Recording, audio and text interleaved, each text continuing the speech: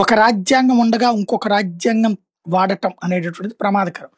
మనకెట్లాగో అట్లాగే ఆస్ట్రియాకు కూడా. కాకపోతే ఆస్ట్రియా ప్రభుత్వం తాజాగా షరియా చట్టపు అమలుకి ఆదేశాలిచ్చింది. అది ఎలాగా అంటే ఇద్దరు వ్యక్తులు, ముస్లిం సామాజిక వర్గంలోని ఇద్దరు వ్యక్తులు పెళ్లి గురించినో, విడాకుల గురించినో, ఆస్తుల గురించినో కొట్లాడుకుంటుంటే వాళ్ళిద్దరూ షరియా చట్టాల ప్రకారం దాన్ని పరిష్కరించుకోవాలనుకుంటే ఆ షరియా కోర్టులో అంటే వాళ్ళ ముస్లిం కోర్టులో వాళ్ళ ముస్లిం పెద్దల సమక్షంలోనే పరిష్కరించుకోవచ్చు అన్నటువంటి తీర్పు ఇచ్చింది.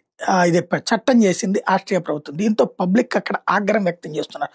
అందులో కొన్ని పాయింట్స్ ని రైట్ చేస్తున్నారు. ప్రత్యేకించి ముస్లింలకు సంబంధించినటువంటి మత గ్రంథాల్లో ఉన్నటువంటి దాంట్లో పనిష్మెంట్ ఏదైతే ఒక దొంగతనం చేస్తే చేతులు తీసేయమన్నటువంటిది, అలాగే అడల్టరీ పని చేస్తే పనిష్మెంట్ మరొక రకమైనటువంటి పనిష్మెంట్ డెత్ పెనాల్టీ అన్నటువంటిది, అంటే ఉరి తీసేయాలన్నటువంటిది. అట్లాగే పెళ్ళైన మహిళ మీద చేస్తే ఒక రకమైన శిక్ష, పెళ్లి కాని మహిళ మీద అయితే మరొక శిక్ష, ఇట్లాంటి అనేక ఉన్నాయి.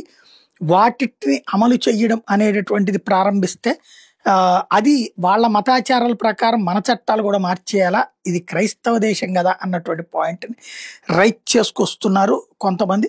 బంగ్లాదేశ్లోకి ఆస్ట్రియా లాంటి చోట్లన ఇలాంటి ధోరణి ఏంటి అన్నటువంటి ప్రశ్న రైట్ చేస్తున్నారు.